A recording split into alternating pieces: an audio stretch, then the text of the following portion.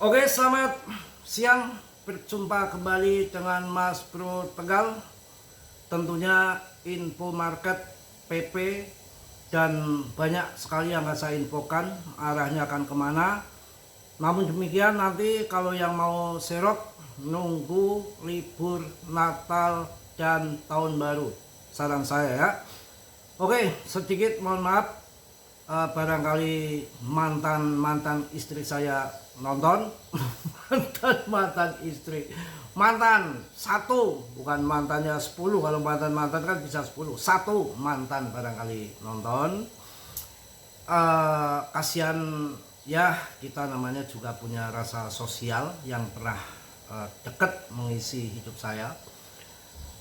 Jangan terlalu fokus mencari di medsos menurut saya untuk calon pengganti saya, karena yang saya tahu medsos kurang baik.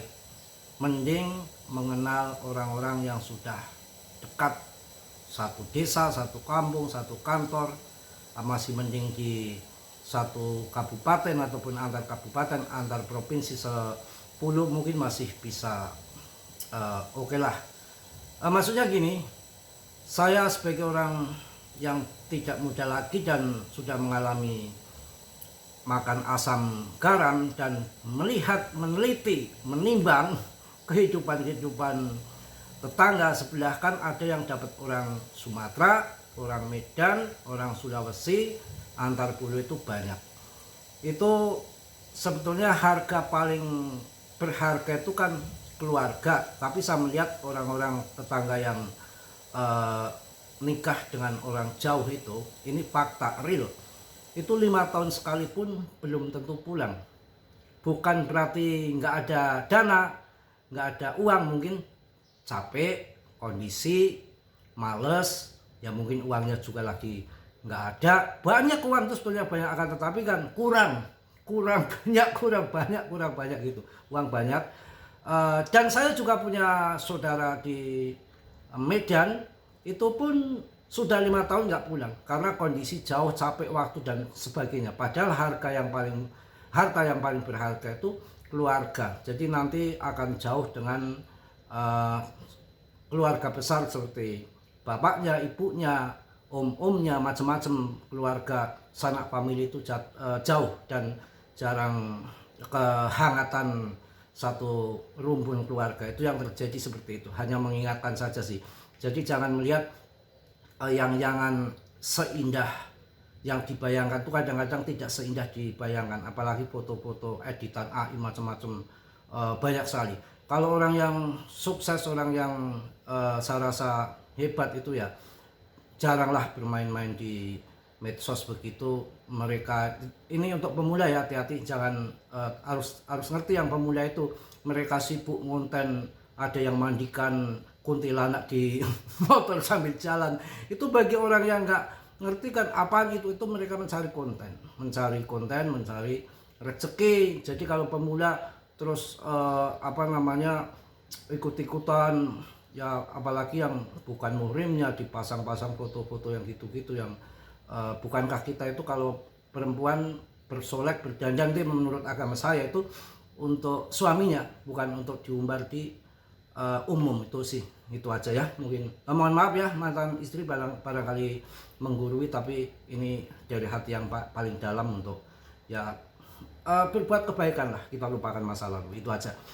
Oke, kita lanjut mengenai PP, masih bertahan di harga 0,067 ataupun di USDT 0,00042 ya. Ini saya sampaikan untuk kalian, untuk PP termasuk di mana-mana di media-media itu tidak ada yang tidak mengenal PP. Bisa dikatakan ini favorit, komunitasnya sangat kuat, akan kuat berjangka panjang. Kan kemarin sudah dijelaskan panduan dari Binance Square ya, panduannya orang koin yang akan nanti jadikan kita jutawan ke depan, bahkan miliarder ya. Itu koin-koin yang akan bermasa panjang, dan mungkin PP akan masuk sampai 1 juta holder ke depan.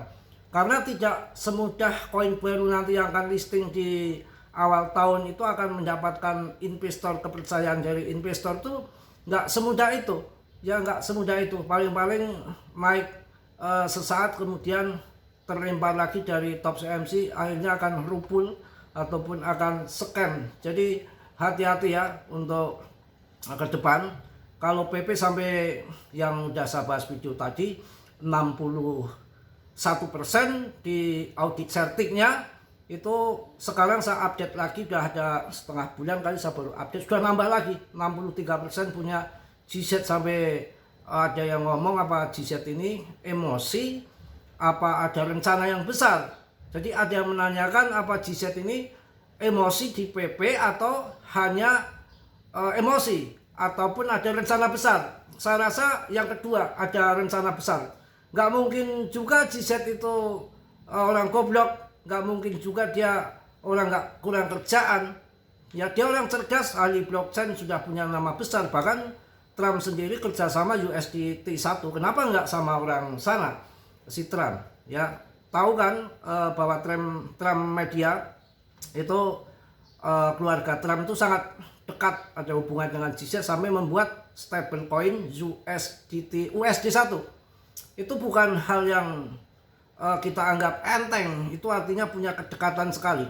Nah sekarang PP dikuasai si GZ, ya nggak nutup kemungkinan nanti keluarga Trump akan investasi di PP juga, karena dulu kan ada BlackRock juga investasi di PP cuan besar-besaran di tahun 2024, sekarang juga ikut TP.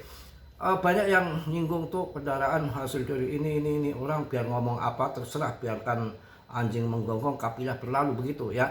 Ini saya beli waktu di 04 kemarin kan, saya udah masuk dari tahun 2023 kan 0,0 sekian harganya kan murah. Kemudian 0,1 TP, 0,2 TP, 0,3, 0,4 itu kan begitu. Yang baru-baru mungkin ya masuk di pucuk ya karena juga di luar grup kan. Dulu bahkan yang terjadi kan dulu tuh ngentutin, nyipil, nggak percaya kalau koin itu akan terbang. Walaupun sekarang terbang turun lagi, nanti akan terbang lagi. Yang namanya koinnya seperti itu, naik dan turun. Tinggal kitanya kalau murah itu nyipir, scam lah, rupul ya. Kayak sekarang ini kondisi murah gini kan orang pada nggak percaya. Kalau belum naik tinggi itu orang nggak akan percaya. Kalau udah naik tinggi baru wow. Itu memang yang terjadi, faktanya seperti itu.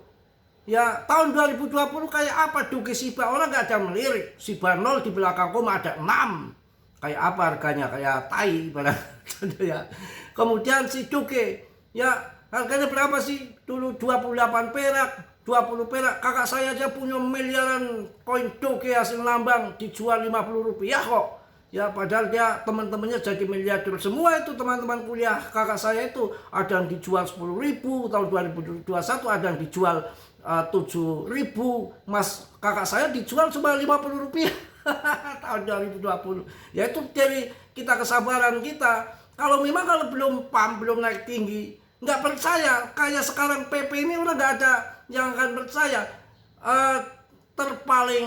Paling rendah ATH-nya kan sekarang di PP. Market cap-nya paling rendah di antara Shiba dan Duki kan PP.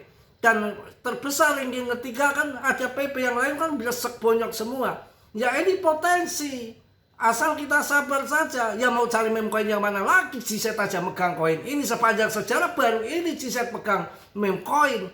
Seablek-ablek GZ itu nggak pernah mau di contoh Vitalik di jaringan interscan coba kayak apa.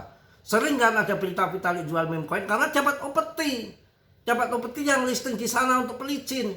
Coba waktu koin BRIS mancing-mancing di posting dia akan memberikan tim untuk Binance ketika BRIS bisa di-listing di Binance, malah ditolak sama Binance, nggak mau main sokok-sokokan, dia nggak sembarangan.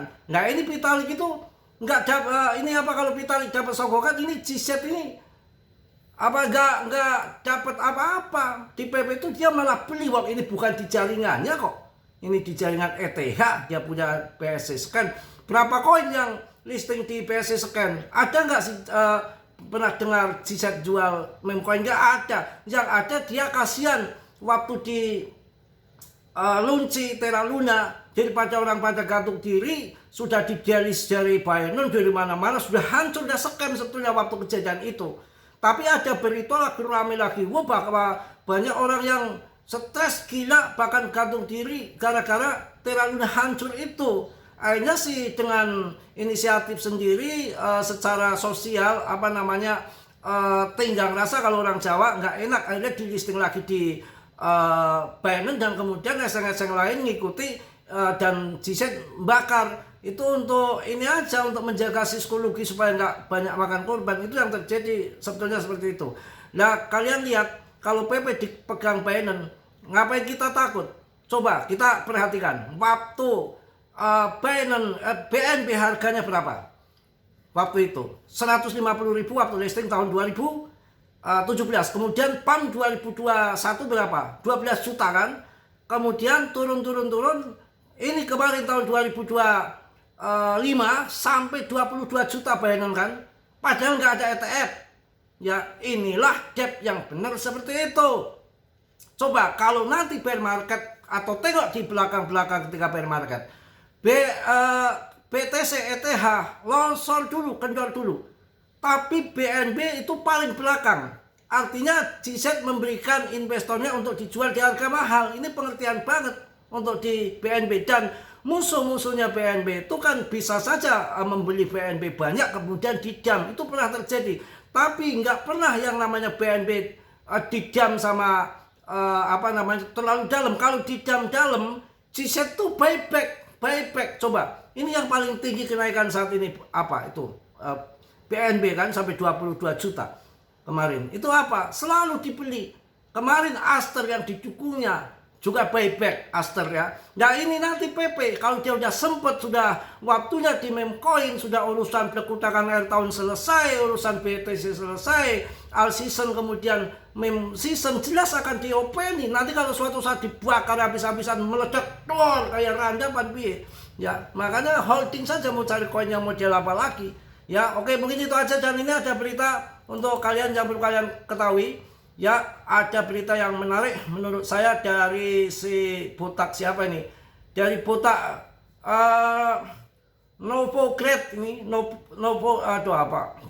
Novograd ya, ini memberikan info ke kita bahwa faktor makro positif efeknya tidak instan untuk bulan yang akan datang. Meski menghadapi tekanan jangka pendek, Novograd ini tetap optimis terhadap prospek jangka panjang kripto dan cryptocurrency. Ia memperkirakan Fed AS berpotensi memangkas suku bunga ke kisaran 2,5%. Dan tahun 2026 akan dipangkas lagi. Kebijakan tersebut dapat meningkatkan selera risiko dan mendukung aset digital. Selain itu, kejelasan regulasi kripto di Amerika Serikat kini semakin mendekati undang-undang Clarity Asset ya. Mudah-mudahan di Januari disetujui tahap akhir katanya bom kripto ya. Jadi itu minat global terhadap infrastruktur blockchain juga disebut terus meningkat kawan, termasuk dari kawasan Timur Tengah. Wow ya, ini nilai perkembangan tokenisasi aset dunia nyata dan sistem keuangan digital berbasis blockchain menjadi fondasi penting. Ini pasar sekarang sideways sebelum rally berikutnya ya. Jadi diprediksi pasar kripto akan bergerak sideways dulu sebelum rally besaran berikutnya terjadi ya. Likuiditas dan kedalaman pasar perlu dibangun kembali setelah fase koreksi. Investor retail biasanya kembali secara bertahap, sementara institusi cenderung menunggu momentum yang lebih jelas. Sabar, tunggu akhir bulan kalau mau masuk, tunggu libur Natal dan Tahun Baru. Mungkin itu aja yang saya sampaikan. Hati-hati mantan istri, cari yang betul-betul, jangan hanya ngomong doang di media ya. Tantang untuk ngelamar, datang ke rumahnya, itu baru laki-laki yang jos. Kalau cuma pret saja ya. Mungkin itu aja yang saya sampaikan. Mohon maaf yang sebesar-besarnya. Yang positif kalian ambil, yang buruk kalian tendang, dan kiranya kalian harus riset sendiri dalam dunia kripto berisiko tinggi, bisa cuan dadakan untuk membeli dadakan. Mas Bro tidak bertanggung jawab atas kerugian kalian, semua kerugian ditanggung Martini Mardia, ditanggung masing-masing. Yang positif kalian ambil, buruk kalian tendang, kiranya sudilah yang belum subscribe untuk subscribe, yang sudah Mas Bro ucapkan banyak-banyak terima kasih. Salam dari Tegal Mas Bro. Assalamualaikum warahmatullahi wabarakatuh. Jos.